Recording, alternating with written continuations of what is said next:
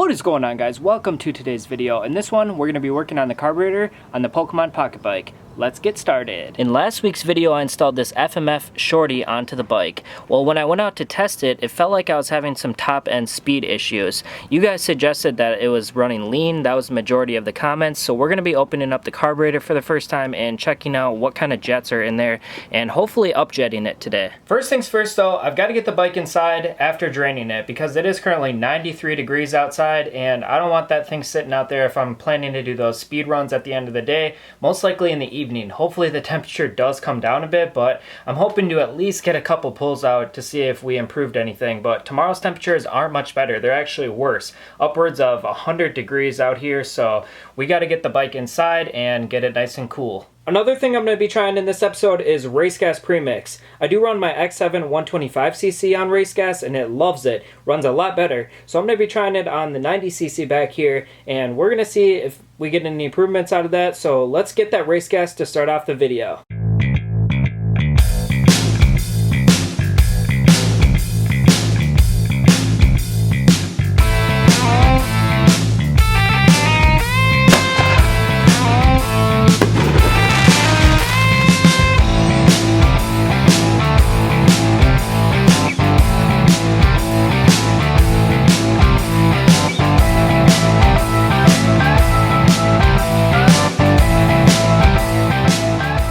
Alright guys, so the oil is all mixed up, and a good tip at the end there was to put the gas inside where you had the oil. That way you can slosh it around a little bit, get all of that oil out, so it's a true 50-to-1 mix. Now let's open up this bike here and start working on the carburetor.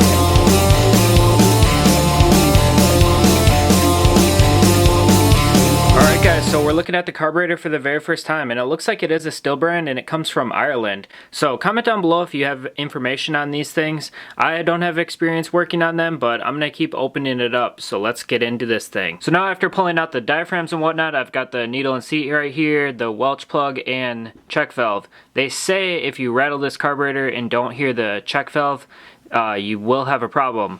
I do hear the check valve, so I think we're in good shape, but I'm gonna go ahead and clean up the carburetor a little bit with just WD-40, and I'm thinking actually that there is a high and low speed kind of jet setup on this carburetor, so I may just have to adjust the high speed and we might be in good shape. I am gonna go ahead and take off this side too, and we will check what's under there. We'll get that cleaned up, but on this side I've got some more labeling, and it is actually a Tolton carby from Ireland, as you can see. Let's open up this side.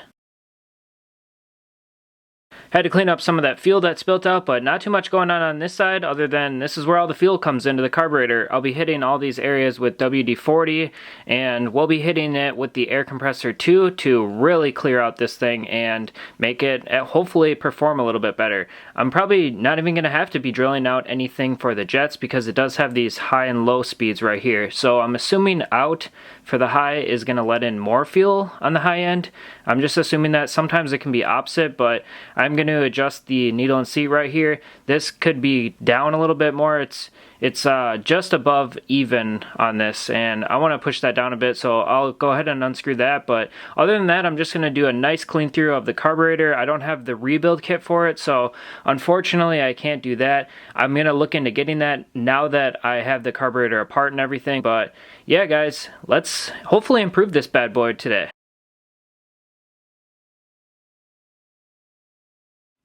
Hopefully you can notice that, but that is a lot better right there. Now I'm going to take it apart again and then hit it with the WD-40 and all the air compressor. Won't be able to show you guys that because I got to do that outside and it's super hot outside still, so let's just get this thing cleaned up and I'll show you what it looks like when I'm done with it.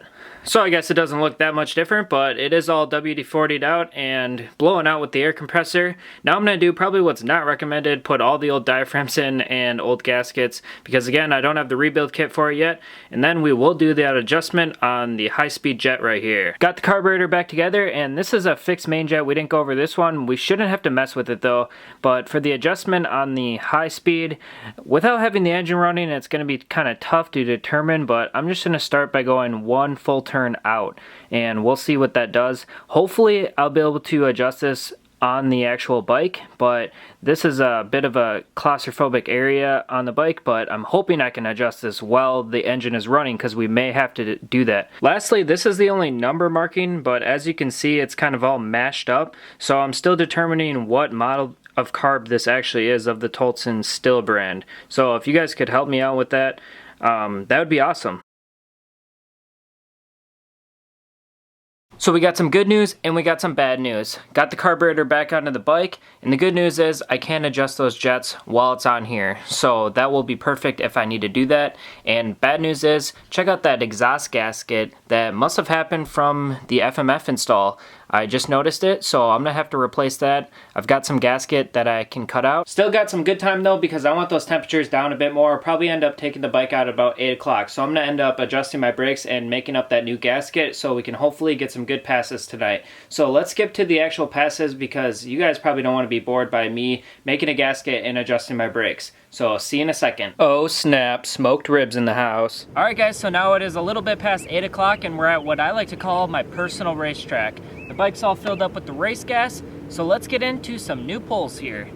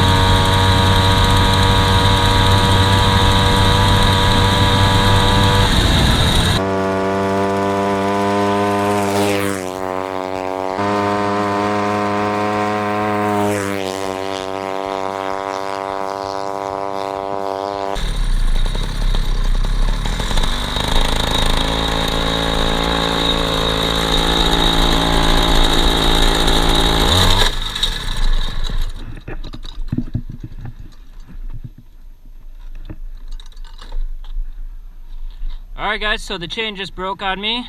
Yeah, I'm gonna have to get this back to my car way over there, so I think that's all that happened though. So let me get back to the car now. I'm all locked up though. Yeah, that definitely is broken. Let's actually see what happened here. Maybe it just actually came off. Yeah, not sure here. Yeah, so it looks like it just came off. Never had that happen before. I guess I need to pull it out a little bit, but that shouldn't be too bad of a fix actually. That's not that bad.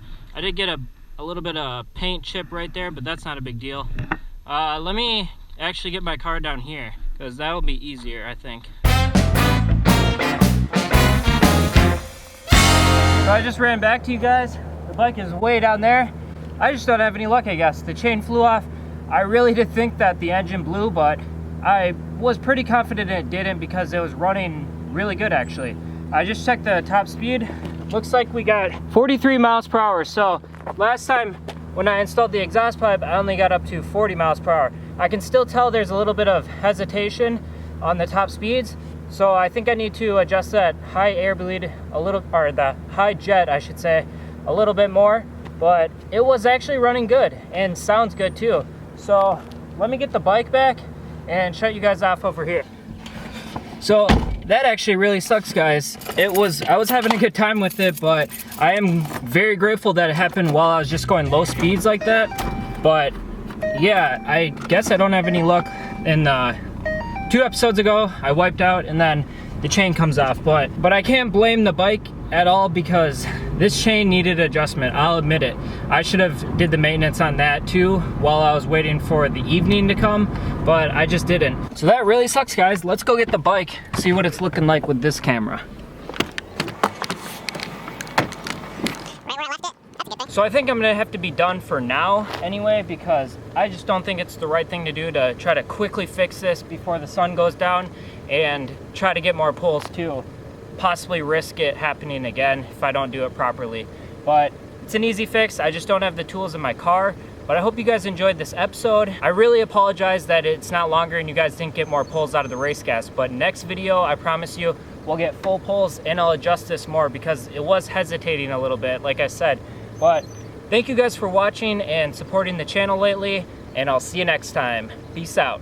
One last thing, by the way, that's why you should always wear long clothing. Obviously what I was wearing was not official race gear or anything, but the sweatpants and the heavy coat, even though I'm sweating my butt out right now, but that is the smart thing to do, so I recommend it highly. Thank you guys for watching. See you next time.